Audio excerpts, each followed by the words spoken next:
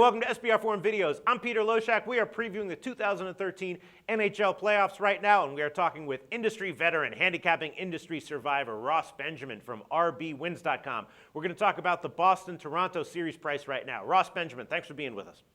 Thank you for having me, Peter. All right, before we talk about the Toronto-Boston series price, tell us a little bit about Ross Benjamin and rbwins.com.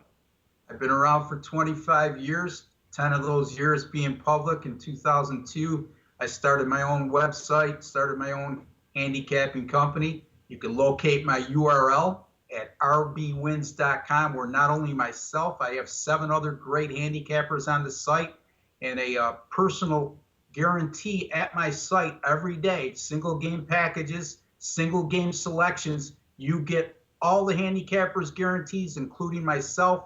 If you don't win, Peter, you get your money back. That's rbwins.com. All right, excellent. Well, I'm very happy to have you on. You know, when people recommend a capper, I'm like, how long has this guy been doing it for? 2 weeks? They're like, no, 10 years professionally? Wow. Pretty impressive for us, Benjamin. All right, so we're going to talk about Boston and Toronto, the series price. This one looks pretty dead on to me. Boston is minus 207, Toronto plus 186 on the other side. These are lines at Pinnacle. And almost every series price, every other series price besides this one has moved significantly. This is the one line that hasn't moved a lot, and I understand why. It looks pretty dead on to me. Boston, you know, should be a big favorite here, but they didn't really look like one of these invincible teams for the second half of the year. So they could get beat. Probably they won't. What do you make of the series lines here? Yeah, I agree with everything you said in that last statement. The bottom line is this is a Bruins team with a lot of experience. Yeah. And if you look at this core group of players, much of them were around 2 years ago when they won the Stanley Cup.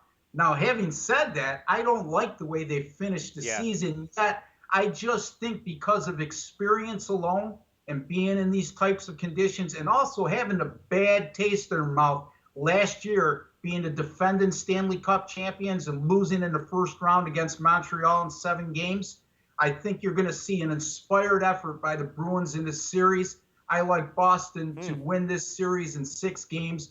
I'm going to lay the 2-to-1 odds. Yeah, I'm actually, the more we talk about it, I just got a flashback to all the, like, you know, late regular season games with Boston where they were a big favorite and they either, like, all those games went down to the wire. Some of them they pulled out, some of them they didn't, but they're not really playing like a team that you want to see playing when you're laying big wood like this. I think I might take Boston at plus 186. I mean, you know what I'm talking about, how they finished the year kind of sluggish, you know, and especially when they should have been on emotional highs in some of those games. You know, those games went down to the wire. They should have been blowing teams out. As a big favorite, it would be like they'd be down 2-1, up 1-0, stuff like that.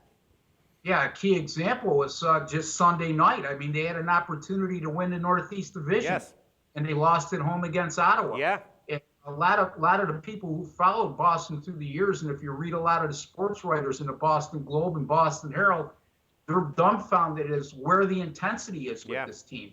Now, having said that, again, playoffs come around. We've seen teams turn on the switch in the NHL, unlike any other sport. Absolutely. And I think Boston has the pedigree in the experience in this situation where you're going to see them play with a lot more intensity and be a different team come playoff time. All right, Ross Benjamin, thanks so much. Great preview, as always.